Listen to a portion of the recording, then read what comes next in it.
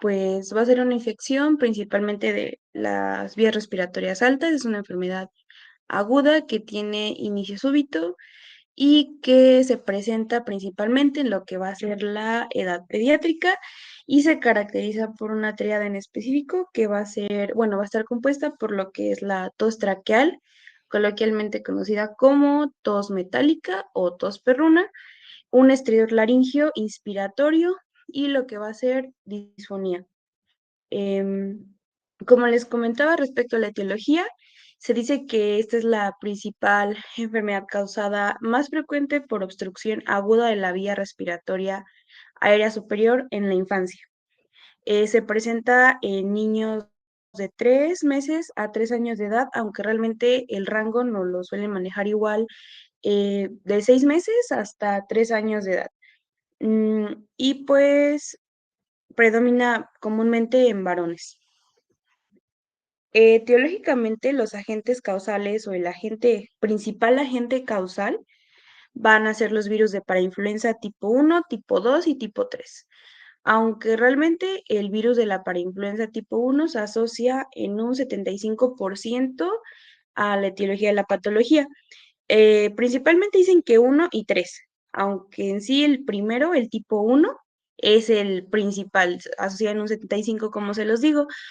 Y pues el tipo 2 normalmente lo manejan a un tipo estacional o cuando son tipos de crudo estacional, y el tipo 3 o cuando se presenta una etiología por el virus de parainfluenza tipo 3 se dice que normalmente esos pacientes siempre terminan en cuadros graves. Y pues otros virus que también suelen causar la sintomatología suelen ser el virus sincitial respiratorio, el virus de la influenza tipo A, tipo B, el adenovirus y el Mycoplasma pneumoniae. Aunque realmente este es muy raro y también se dice que, por ejemplo, en el caso de la difteria, esto es un poco, va relacionado con el hecho de que hay niños que pues no reciben la vacuna a tiempo o sistemas de salud que están muy alejados y no tienen acceso a la vacunación. Entonces vamos a hablar acerca de cómo es que surge la fisiopatología de este trastorno, ¿vale? Entonces tenemos principalmente, no sé si se alcance a ver aquí.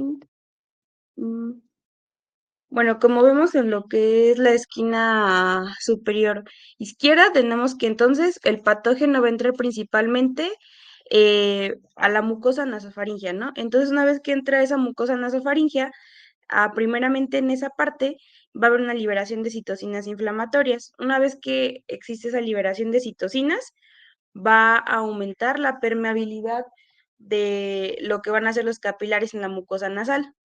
Posteriormente se va a dar una fuga de proteínas y líquido por lo mismo del proceso inflamatorio que está ocurriendo. Entonces, todo ese proceso inflamatorio va a generar una inflamación y va a irritar la mucosa, lo que nos va a dar como tal el origen de lo que es la rinitis y la congestión nasal, y por ende, y como ya saben, la mayoría de estas citocinas pues se pueden extravasar hacia lo que es la sangre y como tal causar trastornos de termorregulación hipotalámica como lo son la fiebre, ¿no? Entonces, este patógeno posteriormente va a migrar hacia la laringe y, o sea, va a bajar un poquito más ya que migra hacia la laringe y la tráquea. Al igual que en la mucosa nasofaringea, pues se filtra el tejido, ¿no? O sea, comienza a invadir esa parte de ahí y pues posteriormente, ahora inflama, hay inflamación de la vía laringea, lo que causa la voz ronca.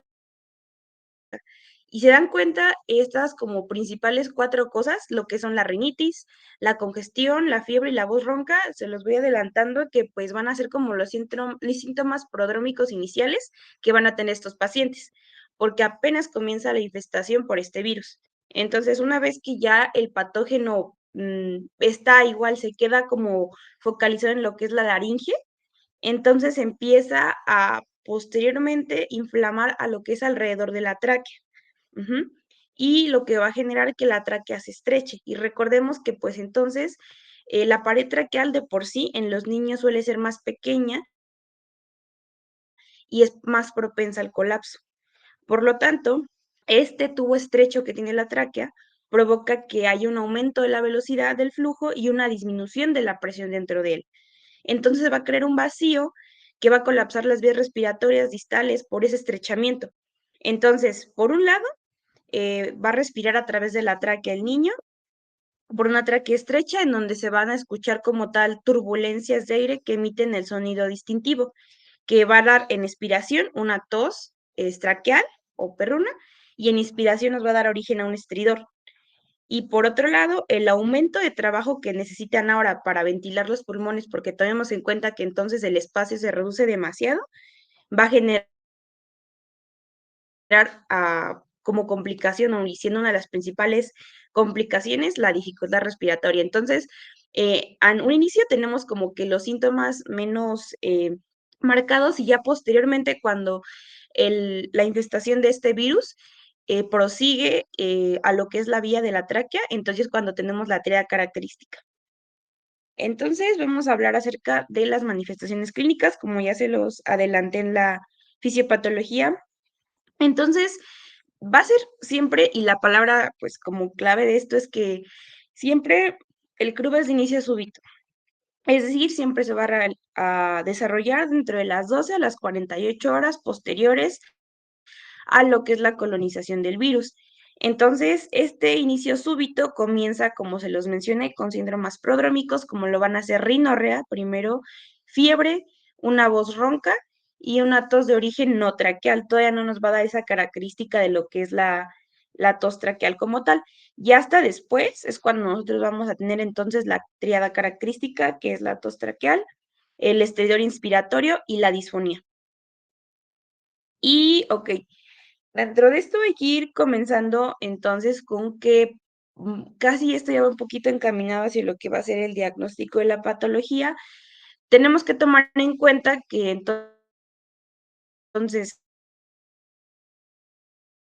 al ser el principal factor de riesgo, la complicación que suele tener esta patología, entonces existen clasificaciones acerca del grado de obstrucción traqueal en las cuales nos podemos basar para nosotros clasificar a estos pacientes y saber, por ende, el tipo de tratamiento que le vamos a dar. Hay una clasificación como tal que, o sea, es la clasificación por obstrucción de lo que es obstrucción traqueal, que nos menciona la guía, pero va un poquito enfocada a lo que va a ser esta triada. Como ven, aquí no los pueden clasificar tanto en leve, moderado, intenso o cuando hay una falla respiratoria inminente. Cuando es leve, o sea, van a estar presentes los tres signos de la triada características, sin embargo, van a tener diferente intensidad. En leve tenemos que en efecto existe la tos traqueal, pero es ocasional, y el estridor no está presente y tampoco hay tiraje intercostal ni supraesternal, o si llega a estar, pues, es muy ausente o leve. En el moderado tenemos aún la tos traqueal, el estridor es audible en reposo y pues la relajación externa y supraesternal en reposo están ligeramente presentes igual, pero característicamente no existe angustia, agitación. Es decir, el niño todavía no se encuentra inquieto o realmente es un poco controlable esta parte de su estado de ánimo, lo cual va a ser muy importante y es algo que tenemos que controlar perfectamente.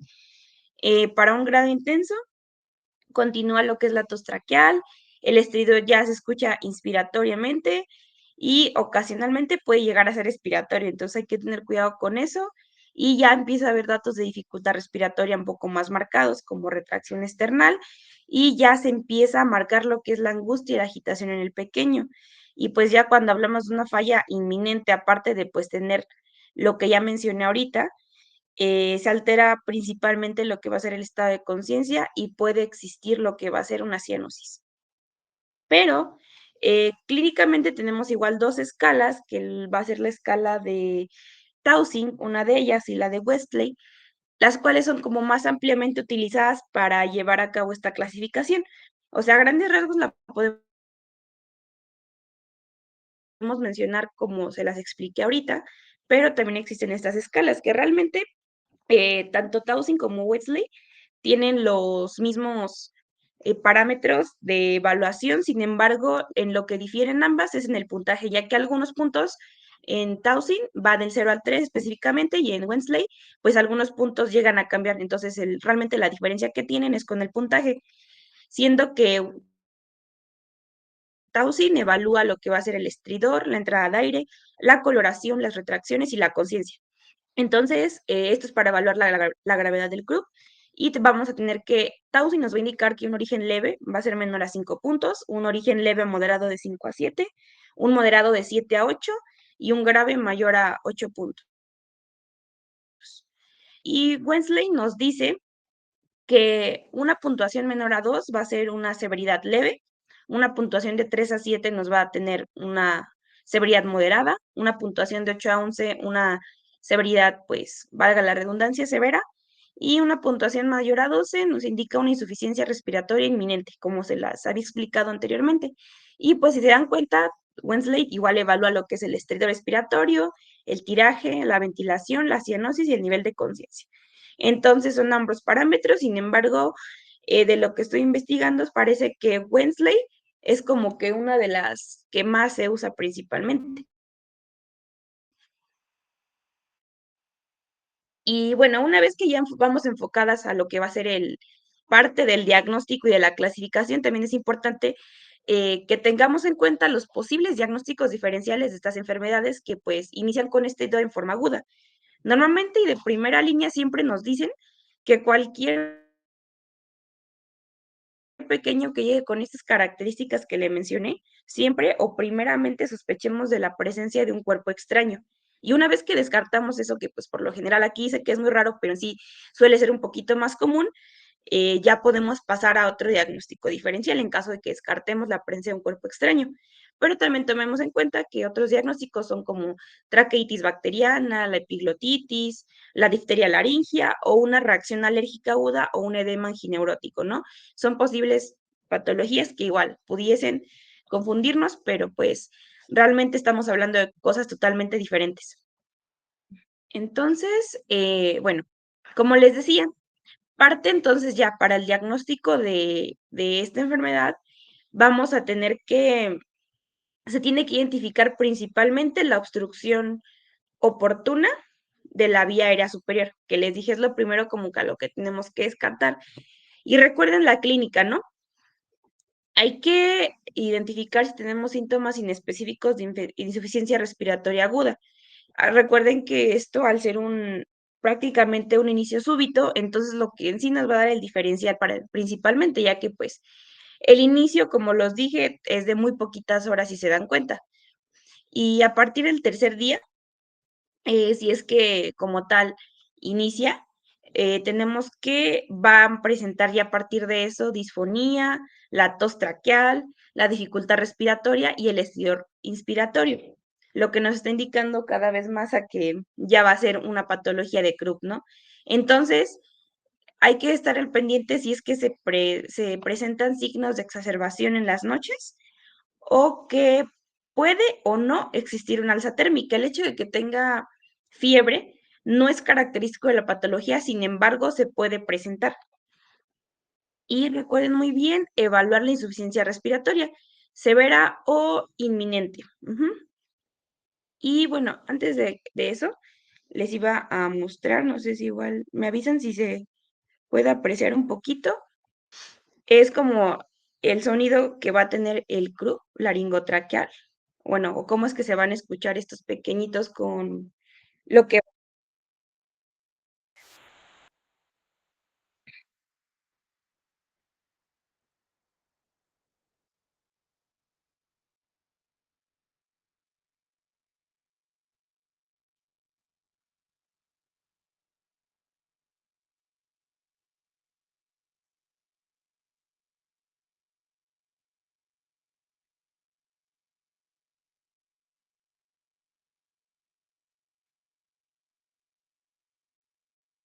bueno, eso es como, no sé si se alcanzó a escuchar correctamente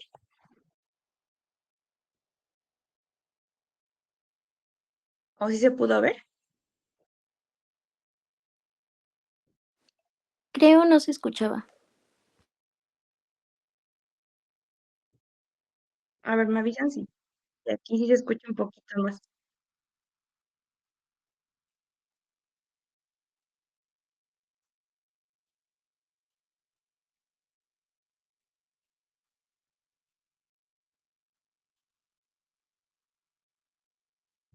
Ahí se escuchó mejor,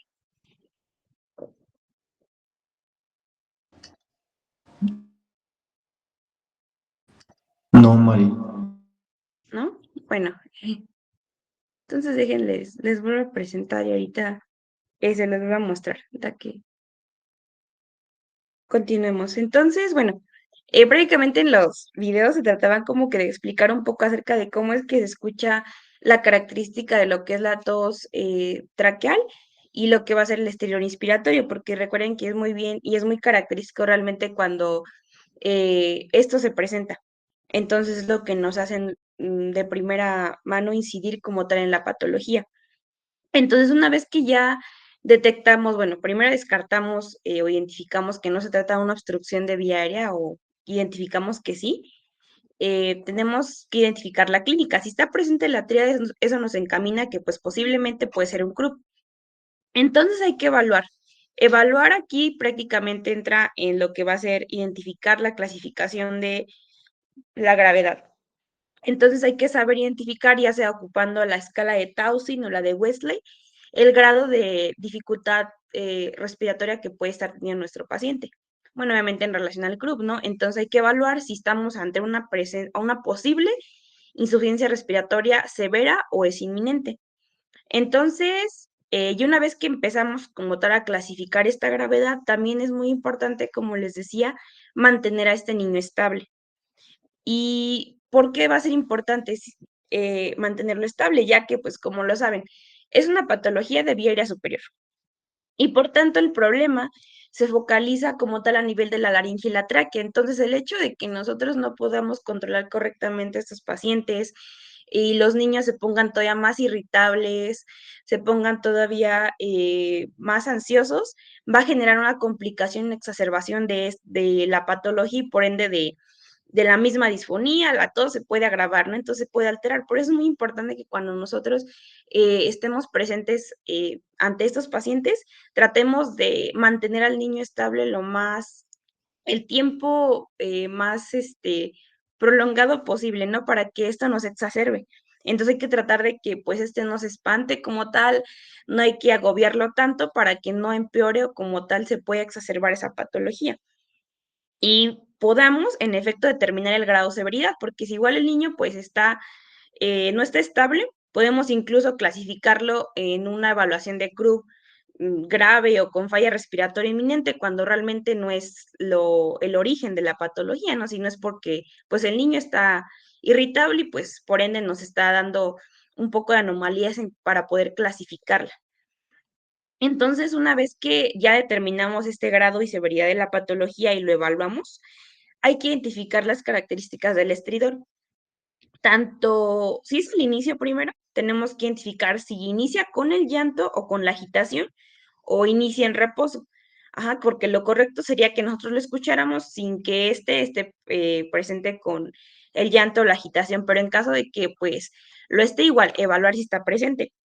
Después hay que evaluar si está en reposo o está presente inmediatamente de que inicia lo que va a ser a la inspiración, ¿no? Y evaluar y considerar que pues un estridor lo vamos a considerar hacia algo grave cuando va a estar presente tanto en inspiración como en expiración. Entonces, nos dicen que meramente el diagnóstico para la laringotraqueitis en estos pequeños es meramente clínico. Tenemos que identificar correctamente la sintomatología, evaluarlo y clasificarlo y saber el tratamiento que se le tiene que dar. Y por lo general no se recomienda realizar lo que van a ser las radiografías de cuello en forma rutinaria. Esto solamente, que igual es otro método diagnóstico, nos dice que solamente realicemos una radiografía si es que existe duda o queremos hacer un diagnóstico diferencial, ¿no? No estamos seguros o estamos seguros de que pueden ser ambas cosas, aunque les digo que realmente lo clínico te da muchas respuestas, pues la solicitamos, ¿no? Como para esa duda. Y entonces el 50% nos puede dar 50% del diagnóstico como tal y se va a pedir una radiografía posterior anterior del cuello del pequeño para encontrar esto, ¿no? Y recuerden bien la imagen, entonces, debido a esa estrechez que se va a presentar, nosotros podemos encontrar lo que va a ser el signo de la aguja, el signo de la torre, el signo de la catedral o el signo del reloj de arena, ¿no? Realmente tenemos esta amplia variedad de nombres para detectar este signo, que si se dan cuenta, pues hay que verificar el estrechamiento que existe y nos indicaría que estamos presentes ante esta patología. Ok, entonces, ya una vez que hicimos nuestro diagnóstico, vamos a pasar con lo que va a ser el tratamiento. Ujú. Entonces, para lo que va a ser el tratamiento, nos mencionan que como si se dan cuenta, pues es meramente un proceso inflamatorio que se focaliza a nivel de laringe y tráquea, tendremos que usar corticosteroides. Entonces, el corticosteroide de elección y que se usa en todos los casos va a ser la dexametasona. Vamos a usar dexametasona como dosis única, 0.6 miligramos por kilogramo de peso, vía oral o vía intramuscular. Y esto la vamos a usar en caso de que la patología se clasifique como leve, moderada o grave. Siempre administrar la Dexa. Y posteriormente, también podemos ocupar epinefrina nebulizada o epinefrina. Bueno, nos indican igual parte de lo que va a ser la epinefrina rancémica o epinefrina nebulizada.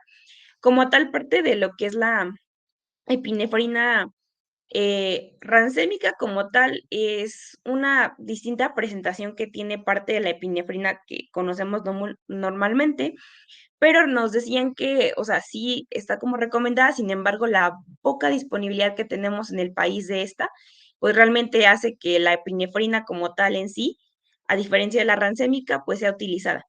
Pero en caso de que se cuente con epinefrina rancémica, recuerden que esta epinefrina rancémica nos dicen que vamos a tomar los 2.25% de esta y la vamos a diluir con solución salina. Pero en el caso de la epinefrina nebulizada normal, se van a administrar 4 ámpulas de 1 a 1 mililitro y esta va a ser sin diluir, cuando únicamente se trata de epinefrina. Y Entonces, esto sí es muy importante porque tiene totalmente razón su compañera.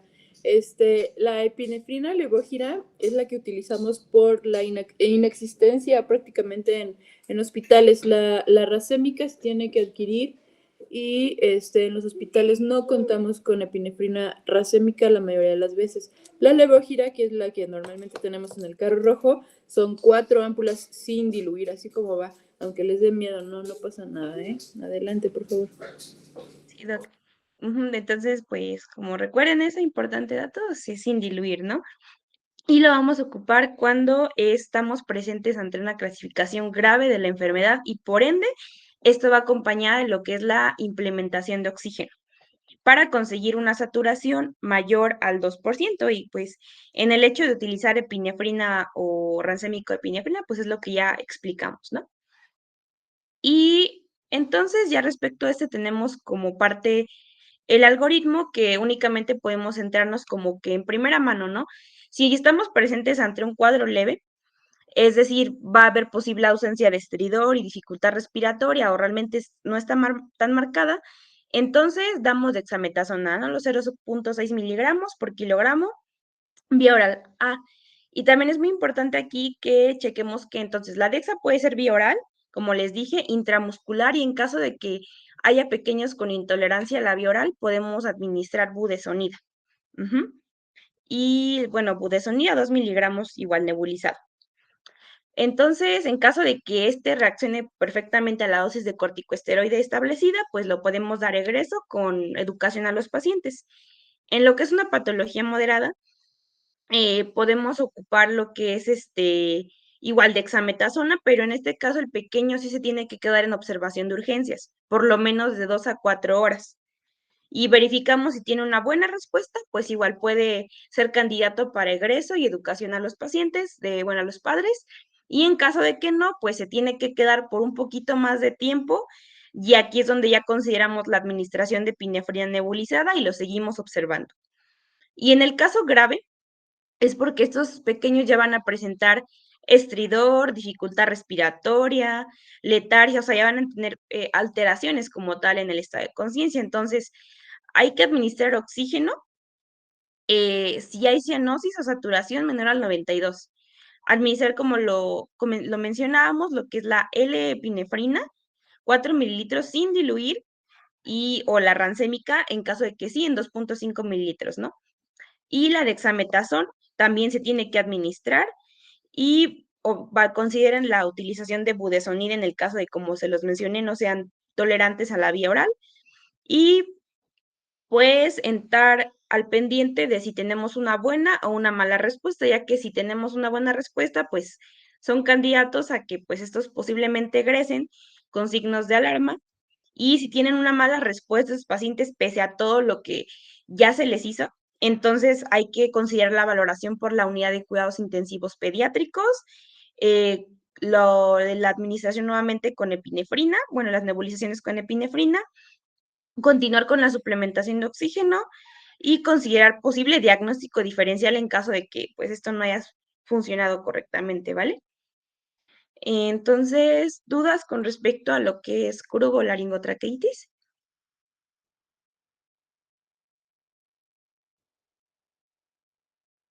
¿Alguna duda, chicos? La verdad sí estuvo muy bonita la expo. No sé si tengan alguna duda.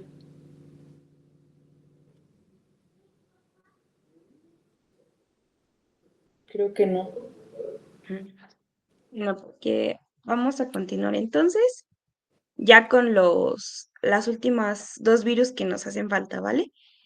Que vamos a hablar entonces primeramente de lo que va a ser el adenovirus. Realmente, para hablar de los siguientes virus, quiero que tomen en cuenta que cuando hablamos tanto de adenovirus como de virus sincitial respiratorio, a diferencia de lo que ya hemos visto ahorita como COVID, influenza y cru, no se asocia específicamente a una enfermedad en específico, no nos van a dar como tal una patología así, sino que realmente se pueden asociar a múltiples enfermedades con exacerbaciones y cuadros clínicos distintos. Entonces, esto va a depender más que nada de los tipos de serotipos a los que nos estemos enfrentando y a la probabilidad que tienen principalmente, ¿ok? Entonces, recordemos que, bueno, para hablar de adenovirus, como su nombre lo dice, estos fueron aislados por primera vez en 1953 en lo que eran las células adenoides humanos de niños que padecían enfermedades respiratorias. Entonces, de ahí viene el nombre. Se dice bueno, existen más de 100 serotipos y que al menos poquito más de la mitad, o la mitad en sí casi, son capaces de infectar al ser humano. Entonces son virus patógenos muy frecuentes y se caracterizan por un amplio espectro, como se les mencionaba, de manifestaciones clínicas. Y pues es por eso que aquí les puse ya de inicio esta tablita que nos habla sobre las enfermedades que causan, los tipos en específico que están relacionados y la población en pacientes. Digo, esto es algo que vamos igual a ver un poquito más adelante, los vamos a ir mencionando, pero es muy importante tener en cuenta que principalmente, o de las principales que tenemos como enfermedades, son enfermedades respiratorias en la mayoría de los casos, y también puede causar otras, como lo son queratoconjuntivitis, cistitis, gastroenteritis o hepatitis y meningoencefalitis. Entonces, vamos a hablar un poco sobre la epidemiología de esta patología. Tenemos que, como tal, se dice que es más prevalente en edades pediátricas, especialmente entre los 6 meses y los 5 años de edad. Ajá. Y la mayoría son asintomáticos o suelen ser asintomáticos. Sin embargo, cuando sí se expresan, producen cuadros clínicos muy variados. Representan la segunda causa de diarrea en niños después del rotavirus. Se transmiten en cualquier época del año, que también es como una característica un poco coloquial de esto, ya que se es considerada como una infección cosmopolita y nos hace referencia que esta se puede presentar tanto en brotes epidémicos como se puede mantener de forma endémica y también puede ser esporádica. Entonces, un poco impredecible esto. Y también se considera, pues, como les dije, es infección, ¿no? Entonces, de aquí vamos a ver un poquito que tanto se puede localizar en vías respiratorias, mucosa conjuntivial, el tubo digestivo, y llega a producir daño en otros sistemas, más cuando la viremia pues se exacerba, que llega hasta sistema nervioso, hígado o la vejiga. Y las principales vías de transmisión, que bueno, lo volveremos a comentar un poquito Más adelante son vía aérea, vía fecal oral, por contacto directo con personas que pues padezcan la enfermedad y pues entren en contacto, con aerosoles, por medio del agua, por la contaminación cruzada que se tiene con las manos y los objetos. La instrumentación médica también es un importante factor de riesgo, el agua de las piscinas y los artículos de baño como lo van a ser las toallas y también el gotero de gotas oftálmicas, ya que pues más cuando se utiliza de manera, pues, que no es personal, puede producir la transmisión de este tipo de enfermedad. Y pues acá lo tenemos un poquito más esclarecido, ¿no? Recuerden muy bien, siempre cuando hay antecedentes de que hubo contacto con alguna persona infectada o higiene deficiente y estas personas hayan estado en ambientes cerrados y concurridos como hospitales, escuela, e incluso hay como tal un grupo de ¿cómo podríamos decirlo? Como un grupo en específico, que es a los militares, ya hablaremos igual un poquito más adelante, que también son como un grupo de personas específicas a lo que normalmente se suele asociar esta infección por adenovirus. Un sistema inmunitario muy debilitado facilita esta transmisión, el uso compartido de objetos, como les dije, el agua que sea no tratada o el hecho de que sea agua no tratada y además estén miles de niños ahí, pues exacerba esto.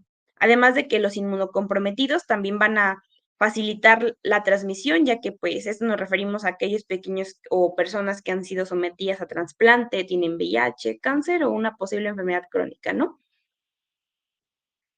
Entonces, así a grandes rasgos, recordemos entonces que realmente es un virus de tipo ADN y por tanto, pese a que no tiene envoltura, es capaz como tal de causar grandes cuadros que exacerban esta enfermedad.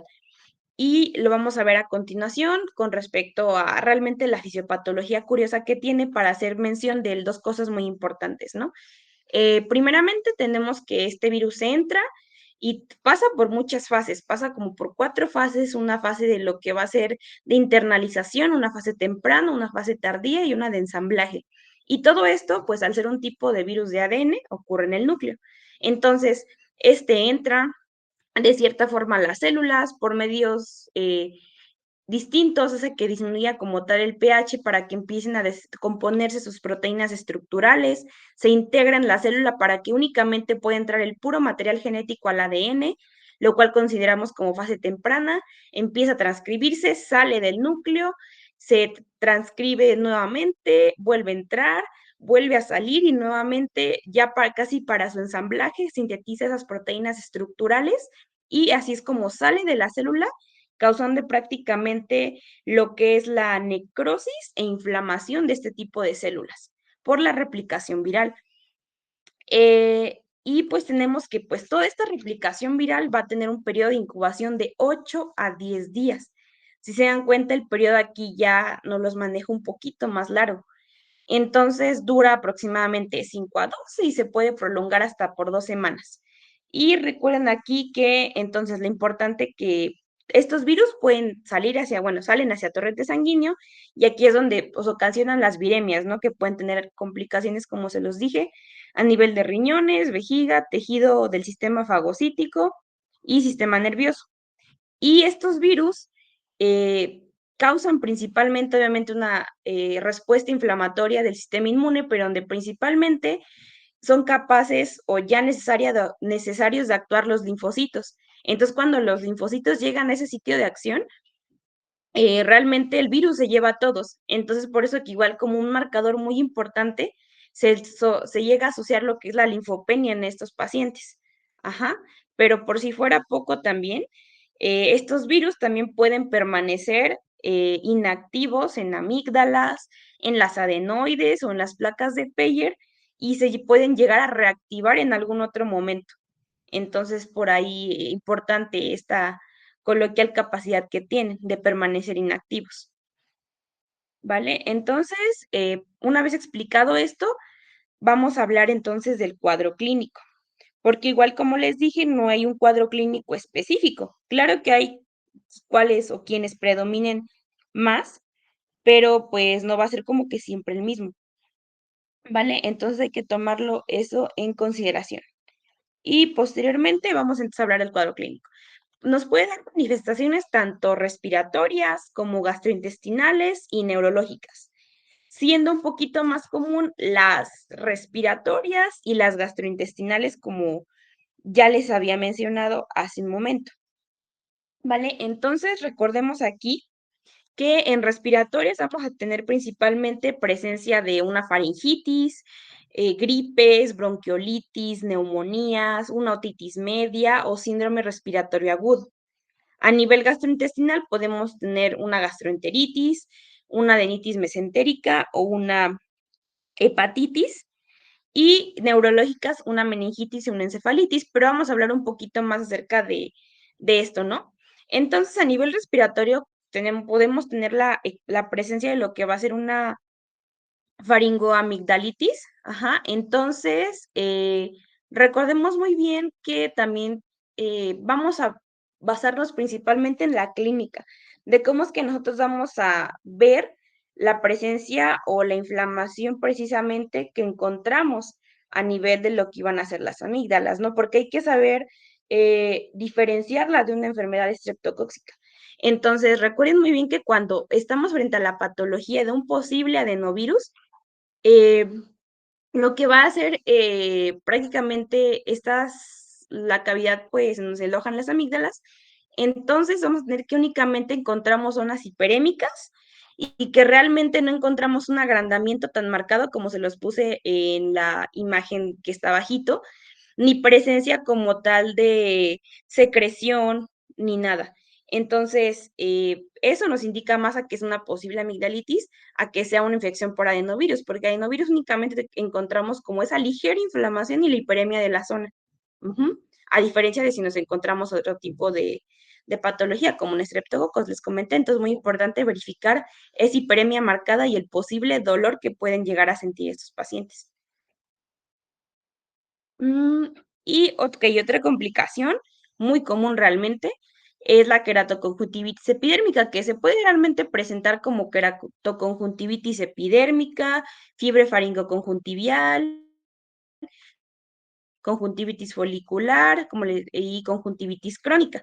Sin embargo, las más comunes son la fiebre faringoconjuntivial y la queratoconjuntivitis epidérmica, que es en sí la forma más grave y contagiosa de conjuntivitis adenoviral y se presenta con mayor frecuencia. Bueno, aquí realmente nos dicen que puede ser en otoño o en invierno, pero también la asocian, ¿saben qué? A lo que son la frecuencia en verano, por el hecho de que los pequeños pues están en contacto con el agua no tratada de piscinas y demás, ¿no? Entonces, aquí observamos signos característicos como lo va a ser la fiebre. Aquí hay presencia de fiebre, que es muy importante, lagrimeo, hay eritema precisamente del epitelio conjuntivial, hay fotofobia, hay conjuntivitis hiperémica, hipertrofia papilar, los pequeños sienten sensación de cuerpo extraño, llega a haber incluso pues hemorragias subconjuntivas, quemosis, formación de pseudomembranas o de membranas verdaderas, ¿cómo se dice? Opacificaciones de la córnea y adenopatías preauriculares o, pues en todo caso, conjuntivitis agudas en caso de que sean adultos, ¿no? Pero esto más que nada se debe a que, pues, el virus contraataca y genera esta respuesta inflamatoria en lo que va a ser el epitelio ocular, causando, pues, esta sintomatología característica, como pueden observar. Y esto de la presencia en las imágenes de abajo nos menciona característicamente lo que van a hacer esta formación de pseudomembranas por la acumulación de lo que va a ser este tejido, en el cual pues se generan pseudomembranas y para diferenciarlos nosotros de una posible membrana verdadera, pues nos dicen que pues normalmente tenemos esa opción como que de tirar ligeramente esta pequeña membrana como que se logra apreciar y si esta pues se retira y no hay presencia de que haya pues sangrado, estaríamos al presente de una pseudomembrana a diferencia de una membrana verdadera.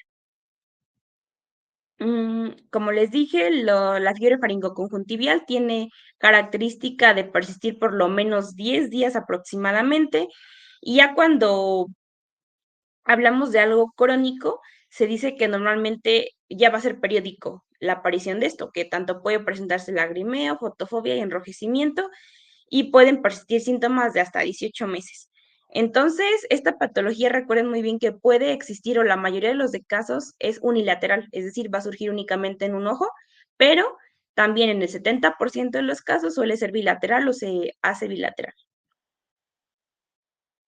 También, bueno, a nivel de lo que es el sistema gastrointestinal y urinario, bueno, a nivel de gastrointestinal, recuerden que asociamos adenovirus como segunda sospecha de que posiblemente si alguien o un pequeño está presentando una enfermedad diarreica aguda, si no es rotavirus, puede ser adenovirus. Y esto se va a caracterizar porque en las gastroenteritis normalmente hay presencia de fiebre, vómitos escasos en este caso, dolor abdominal y estos pequeños suelen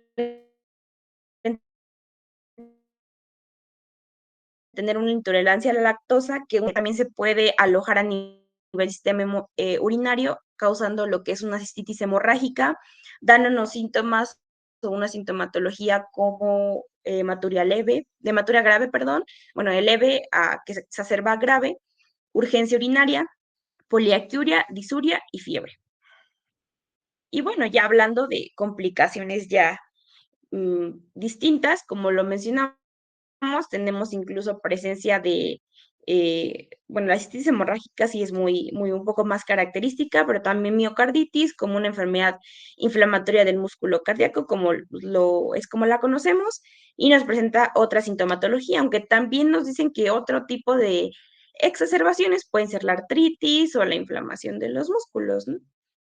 Pero bueno, para que comprendamos entonces entre lo que se encuentra más común son tanto las enfermedades respiratorias agudas, la conjuntivitis, las gastroenteritis y la cistitis hemorrágica. Son como las que entran en el ranking de las principales. Y, ok, entonces, ¿cómo vamos a diagnosticar realmente a la patología? Nos dicen que lo más recomendable es que aislemos el virus y posiblemente se haga un cultivo del mismo. Por lo tanto, nos mencionan que es importante o que se recomienda hacer exudados nasofaringios o oculares, pero nos dicen que esto igual está un poquito, pues, em, no podríamos decirlo que difícil, pero sí un poco complicado, ya que nos mencionan que pues para ser niños pequeños que como tomarán en cuenta la prevalencia de edad, es muy difícil decirles que expectoren, ¿no? O que no se obtengan la muestra en ellos para nosotros poder hacer el exudado. Entonces hay que considerar como tal esa parte. Igual un exudado ocular pues puede ser un poco incómodo para ellos, pero en sí nos dicen que normalmente se tenía que recomendar hacer esto y además demostrar la presencia de anticuerpos específicos o mediante qué, pues la inmunofluorescencia, métodos como lo va a ser los más conocidos que es la prueba ELISA, la PCR o el examen directo sobre estos cuerpos de inclusión como con anticuerpos fluorescentes o la prueba de inmunoperoxidasa, son pruebas que en sí que se realizan para meramente identificar si el virus sí está presente o no. Creo que eso se limita mucho el diagnóstico. Hacer las pruebas necesarias para saber si sí o sí el virus se encuentra presente, pues en el área, ¿no? Entonces eso se limita mucho el diagnóstico, verificar si realmente está habiendo o no replicación viral en el sitio de infección.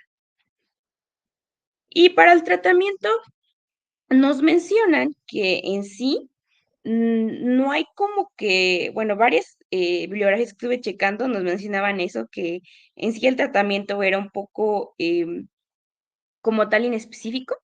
Sin embargo, el tratamiento normalmente suele ser sintomático, se basa pues en la mejora de los síntomas comunes, ¿no? Pero también medidas de apoyo. No se ha demostrado así la eficacia al 100% del medicamento en específico, pero nos dicen que puede darse lo que es el sidefovir o la ribavirina en casos un poquito más exacerbados. Ajá. Si estamos hablando en caso de sidofovir, la dosis recomendada es de 5 miligramos por kilogramo, una vez por semana durante 2 semanas por vía intravenosa, ¿vale? Y también está considerada la opción, como ya lo habíamos hablado o mencionado un poquito la clase pasada, acerca de si existe o no existen vacunas sobre el adenovirus o que contraataquen a este mismo adenovirus, ¿no? Entonces hay que tomar en cuenta lo siguiente, ¿vale? Em, Existe una vacuna contra el adenovirus que es para los serotipos 4 y 7, pero se usa principalmente en lo que va a ser para el personal militar que podría estar en riesgo por infectarse por ese tipo de adenovirus. Nos dicen que en sí el tipo de vacuna es oral con virus vivos atenuados para los serotipos 4 y 7. O sea, se da de hecho me presenta que es una presentación, una oral para un tipo de serotipo y otra para otro tipo, pero en sí, pues la vacuna, recuerden que es oral. Su disponibilidad se limita a uso militar en algunos países, específicamente Estados Unidos, y se aplica a reclutas militares por los brotes que estos comúnmente tienen en grupo de adenovirus.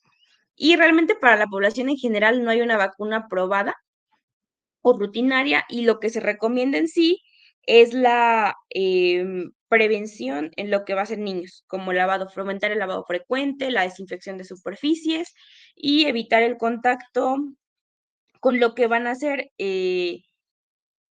zonas infectadas.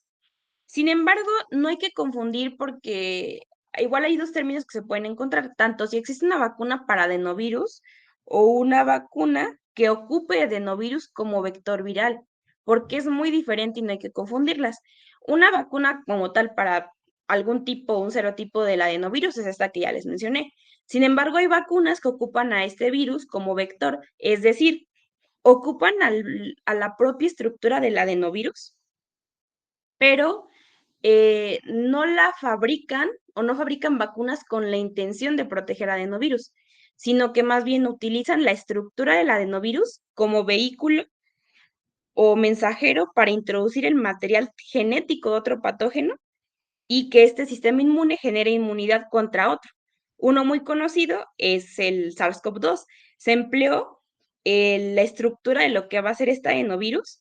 Se introdujo el material genético de SARS-CoV-2 en algunos tipos de vacunas y se usaban como vector para que entonces el cuerpo generara inmunidad, pero no contra adenovirus, sino contra COVID-19. Y esto es el ejemplo de que tienen algunas vacunas como AstraZeneca, Johnson Johnson y la Sputnik. Y pues, ¿alguna duda que tengan aquí sobre adenovirus?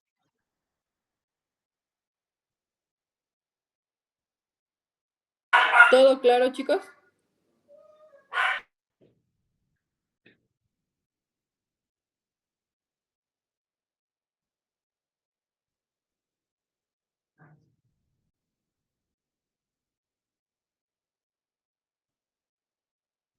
Cero dudas entonces. ¿Seguros?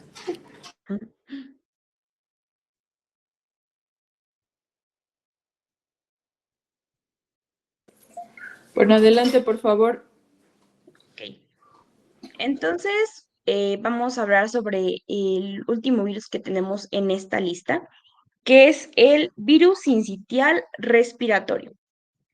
Igual, hay que considerar que, como se los mencioné, al igual que el adenovirus, no va a ser como tal característico de una sola patología en sí. Ajá. Realmente nos menciona, hay que tomar en cuenta que es probablemente este virus sincitial respiratorio el número uno en los agentes productores de la infección viral de los lactantes y los preescolares. Además de que este produce una variedad de manifestaciones clínicas y sintomatología que se asocia con lo que es la bronquiolitis, neumonía, bronquitis, traqueobronquitis o incluso participa en la exacerbación del asma. Además de que normalmente, por eso es que lo menciona aquí, hay una guía de práctica clínica que nos habla sobre la bronquiolitis y se nos hace mención que en sí, siendo el patógeno más frecuente el virus de este virus sincitial respiratorio, al menos en un 80% de los casos en las epidemias, es considerada como de una de las patologías más comunes directamente relacionadas con lo que es el virus sincitial respiratorio. Entonces, parte de la estructura realmente está perfectamente relacionada con el hecho de que la bicapa que tiene y su estructura con proteínas que le permiten entrar fácilmente y colonizar las células, hace muy fácil y muy peligrosa su transmisión. Entonces, por este medio, tenemos que en la epidemiología el virus sincitial respiratorio, ya les dije, es el más importante dentro de las enfermedades pediátricas, es responsable de al menos causar el 80% de los casos una bronquiolitis. Afecta principalmente a niños menores de 2 años, con mayor predominio en una edad de 3 a 6 meses, y la tasa de ataque en lactantes es de 90%. Por eso nos dicen que normalmente si tenemos la sintomatología compatible que vamos a ver más adelante de este virus y es un lactante, lo más probable es que sea por una infección de tipo, pues, por virus sincitial respiratorio. Factores de riesgo que desarrollan casos graves por esta infección son los pequeños que llegan a ser prematuros, que presentan cardiopatías congénitas, que tienen enfermedad pulmonar crónica, hipertensión, inmunodeficiencia o otra enfermedad neuromuscular. Fisiopatológicamente tenemos que entonces este virus se pega a lo que va a ser parte del epitelio respiratorio de las vías inferiores, principalmente afecta a bronquiolos terminales y alvéolos. Y entonces este virus entra, es de tipo ARN, entonces prácticamente su replicación entra en lo que va a ser el citoplasma para su transducción, replicación y el ensamblaje final. Sin embargo, recordemos que lo que va a causar principalmente va a ser un edema de la submucosa y bueno, la capa submucosa y adventicia, ya que de hecho precisamente por eso ese virus se llama sincitial o adquiere ese nombre porque pues normalmente se dice que al destruir las membranas celulares de los puntos de contacto con las células, los famosos sincitios, contraataca, entonces hace que estos sincitios de las células se destruyen y se formen grandes masas protoplasmáticas que contienen pues muchos núcleos así súper unidos y realmente no les da como un aspecto de que es una célula, sino como un conglomerado de muchas. Entonces generan un sincitio, es por eso que se denomina como virus sincitial. Va a causar hipersecreción, una obstrucción bronquial, una necrosis, pérdida de los cilios, infiltraciones mononucleares, peribronquiales, va a causar edemas, posible atelectasia y enfisemas en algunos casos. Clínicamente, tenemos que el periodo de incubación de este virus va a ser de 3 a 6 días, con un estimado de 10 a 14 días de duración. Y podrá decirse cómo lo puedo diferenciar de hasta ahorita los 3 que hemos visto. Pues eso va más que nada relacionado con el cómo va a iniciar la enfermedad. Si dan cuenta, el periodo de incubación de lo que vimos de Krupp, pues realmente se limita a pocos días, ¿no? El de adenovirus igual es un periodo un poquito largo, un poquito grande, sin embargo, la presentación clínica va a ser diferente, porque este cuadro normalmente no suele ser febril, y si lo presenta es una fiebre realmente mínima. Entonces, este sí o sí va a tener siempre tos, sibilancias y dificultad respiratoria, pero la fiebre no va a ser característica de este cuadro clínico. Entonces, desde aquí ya podemos descartar que si posiblemente un paciente presente estas características, pero no tiene fiebre, pues entonces la asociamos aquí con un virus sincitial respiratorio, a diferencia de como lo vimos en adenovirus, que realmente sí parecen cuadros febriles un poquito altos. Entonces, ¿qué nos va a indicar? Pues un signo de gravedad, pues el hecho de que exista una hiperexpansión pulmonar, el pequeño tenga dificultad para respirar y tenga hipercapnia, y pues igual hipoxemia, ¿no? Y pues de lo principal que se suele asociar al desarrollo de estos signos de gravedad son las bronquiolitis y las neumonitis. Y obviamente pueden desaparecer de manera espontánea en teoría en el caso de la bronquiolitis, pero pues sí es un cuadro que como tal se llega a exacerbar y puede generar dificultad respiratoria. Atípicamente podemos encontrar pues el desarrollo de otras patologías como lo son otitis media, faringitis, sinusitis o congestión nasal que pueden estar presentes, ¿no? Pero realmente son un poco sugestivos. Y la pregunta de si es mortal o no, tenemos que sí pudiese ser mortal, pero solamente en lo que va a ser el 15% de los pequeños que, por ejemplo, reciben quimioterapia, es decir, pues son pequeños inmunosuprimidos y que además pues tienen inmunosupresión tanto por posibles quimioterapias o por unas posibles cardiopatías. ¿Y cómo lo clasificamos? Hay dos escalas para clasificar la enfermedad o el grado de dificultad que van a tener, que una es la escala de Wood-Downs-First y la otra es la escala que nos recomienda la propia guía para la bronquiolitis. En sí, esta escala es muy conocida y nos la hacen mención. Sin embargo, nos dicen que en sí no es tan específica o como tal, no es tan utilizado, no se recomienda tanto, pese a que sí está un poquito más sencilla y más digerible, la cual nos indica si existe la presencia de sibilancias, si hay el uso de músculos accesorios, dependiendo si la frecuencia respiratoria es de un pequeño mayor o menor a 6 meses, dependiendo de la frecuencia cardíaca, la entrada de aire y la cianosis, dándonos un puntaje de leve a moderado y grave. Pero viéndolo en otro punto, se entiende por qué nos dicen que esta escala, la que les presento en este momento, es como que más específica, porque si se dan cuenta, sí, es un poquito más larga y normalmente igual varían por la cantidad de puntaje que tiene, pero esta sí se especifica un poco más en lo que va siendo, por ejemplo, en relación a la frecuencia cardíaca y la respiratoria, porque no solamente nos los divide como si el pequeño es menor a 6 meses o mayor a 6 meses, ¿no? Sino ya nos los divide como si este pequeño es de 7 días a 2 meses, bueno, si tiene 7 días a 2 meses, tiene 2 a 12 y así sucesivamente. Y nos da los parámetros igual, dependiendo al leve, moderado y grave. También nos maneja lo que es la relación inspiración-expiración, el esfuerzo expiratorio, las sibilancias o los posibles estertores que presente.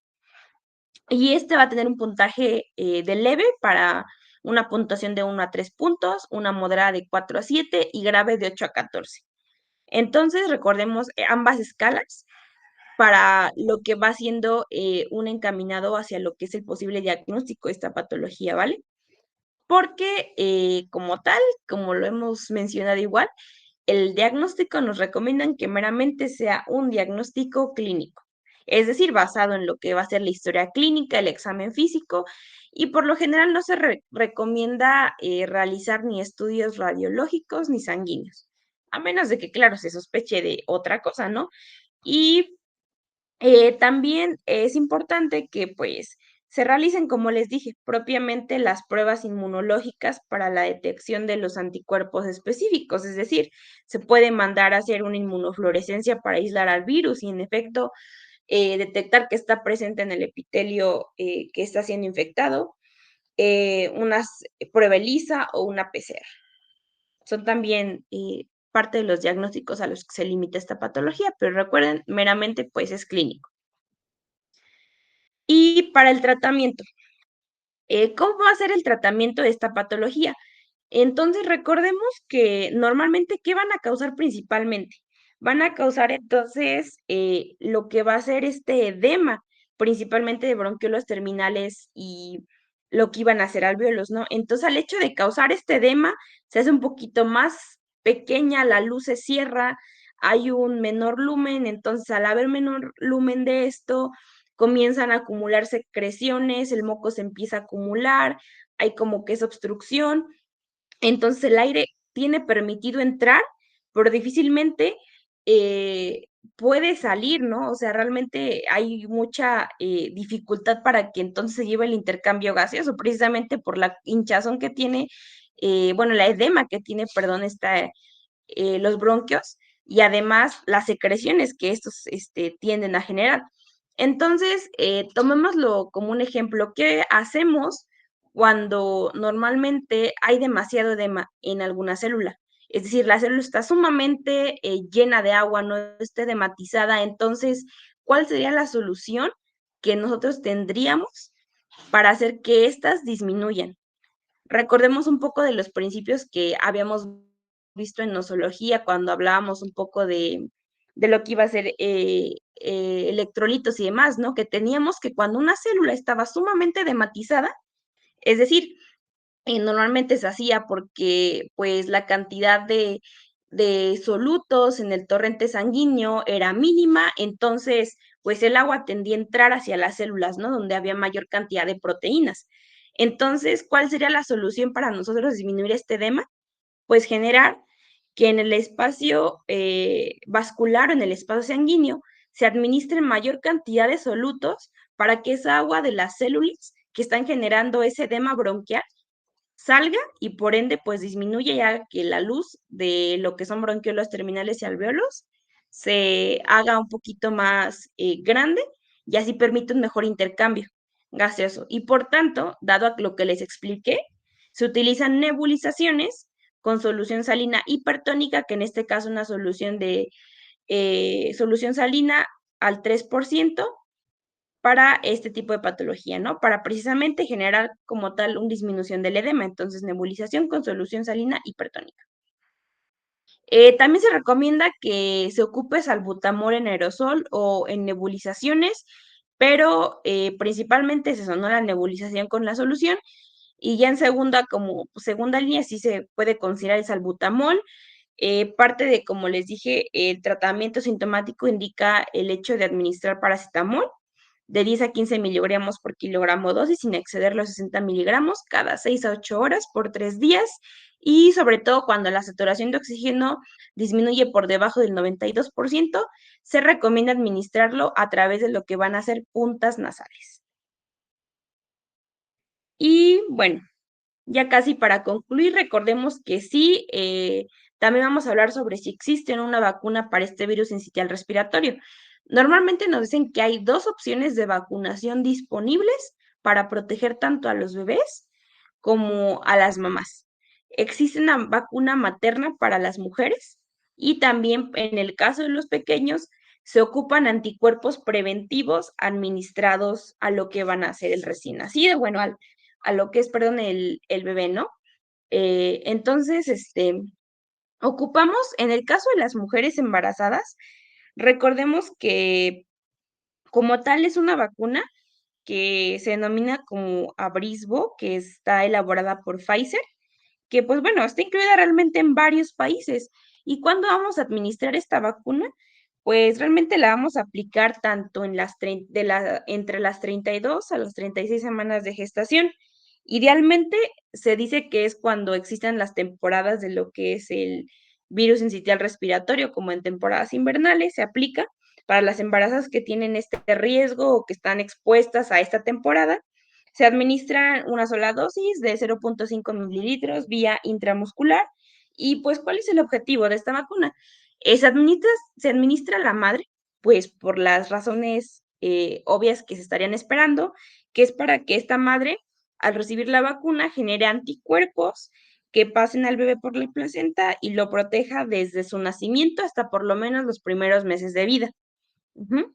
Y en el caso de los pequeños, se utilizan anticuerpos monoclonales, es decir, se ocupa lo que va a ser el nirsevimab en la mayoría de los casos y muchísimo más práctico que el palivizumab, porque el nirsevimab nos dice que se va a aplicar a una sola dosis en el recién nacido, igual en temporada donde exista virus sincitial respiratorio, se van a administrar 50 miligramos si este pequeño pesa menos de 5 o 100 miligramos si pesa más de 5 kilos y se administra dentro de las primeras semanas de vida.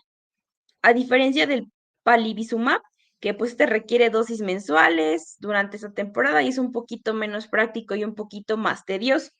Y pues la finalidad, pues en el caso de los anticuerpos monoclonales usados como vacuna en los pequeños, nos dice que su propósito es brindar esta inmunidad pasiva del bebé con los anticuerpos, a tener los anticuerpos ya listos para protegerlo durante esa temporada que va a prevalecer el virus sincitial respiratorio.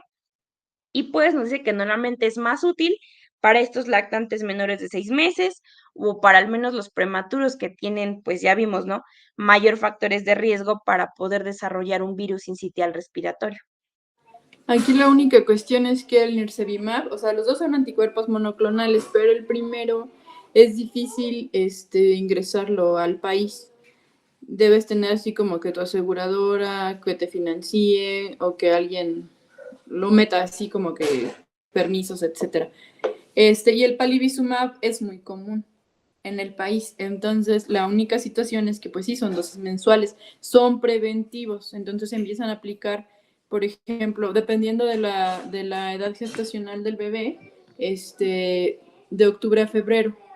son 5 dosis, pero por ejemplo, si el paciente en noviembre, empiezas tú en octubre, pones la aplicación, o sea, más o menos para que se den una idea, una dosis de palivizumab anda entre 25 y 50 mil pesos dependiendo del peso del bebé. Si tú le pones la dosis en octubre, no pasa nada, siguió bien ese mes, pero en noviembre se enferma de sincitial respiratorio, tienes que suspender, porque esto es preventivo, no es terapéutico. Son anticuerpos monoclonales preventivos y precisamente como el virus sincitial respiratorio es ARN, costó mucho hacer una vacuna. Ahorita ya tenemos dos, una que como les comentó su compañera podemos utilizar en personas embarazadas y la otra al resto de la población, digamos, que se han estado usando, son de Glaxo, una de ellas y la otra es de Pfizer, ¿no? Entonces, pues las dos tienen pros y contras, ¿no? Pero bueno, la que es de Pfizer te cubre para los serotipos A y B, que son como los más agresivos, las subunidades más comunes de sincitial respiratorio y que a su vez son las más agresivas. Y para el palivizumab, la dosis es de 15 miligramos por kilo por dosis. Entonces depende mucho del peso del niño, porque por ejemplo los viales pueden venir de 50 o de 100. Entonces a veces pesa, no sé, vamos a suponer que él necesita 56 miligramos, entonces ya te tienes que pasar a la dosis de 100 y esto muchas veces pues sí el costo te lo eleva muchísimo porque son monodosis, entonces no podrías y no se guarda el restante, así como que para el otro mes. Entonces sí es cara la aplicación del palivizumab, no lo tenemos, bueno, hace un tiempo estaba en los programas de salubridad, pero pues en la actualidad, así como está todo lo del sistema de salud, dudo que se esté dando otra vez palivizumab. En el IMSS ya lo metieron, ya metieron en el IMSS palivizumab. Hay un protocolo de respuesta con estos niños, por ejemplo, con displasia broncopulmonar para ver qué tal les va. Llevan 2 años aplicándolo, pero solo en tercer nivel. Y me parece que solo en la raza, porque en siglo XXI me parece que no están haciendo. O sea, es como un protocolo que están llevando a cabo en la raza. Bueno, adelante, por favor. Sí, pues, prácticamente igual iba a mencionar posteriormente eso, que hay que considerar mucho la disponibilidad económica que se tienen para esos medicamentos y el hecho de conseguirlos, y que además igual parte de la vacuna que les mencioné para la vacunación materna también nos dicen que está pues disponible para personas mayores de 65 años o al menos para aquellas que tengan los factores de riesgo. Y pues creo que ahorita con esto de lo finalizando con la vacuna sería pues todo con respecto a virus sincitial. No sé si exista alguna duda sobre el tema o alguna de las patologías que ya vimos. El sincitial respiratorio era por excelencia el rey de los virus en pediatría hasta antes de la llegada de COVID. Denuda mucho el epitelio respiratorio y nos deja mucha deficiencia de oxígeno a largo plazo en los niños. Si le cae, por ejemplo, a un niño con displasia broncopulmonar, la verdad es que la evolución es catastrófica en estos niños. Muchas veces terminan intubados o con requerimiento de oxígeno a largo plazo por buen tiempo o incluso de por vida, si es que no fallecen en el ¿Dudas, chicos?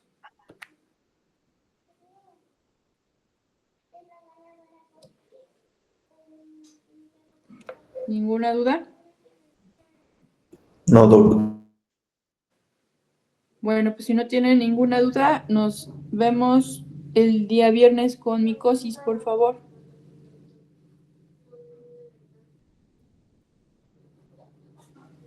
¿Vale? Sí, doctora. Bueno, pues nos vemos, que les vaya bien. Gracias, Doc, igual. Gracias.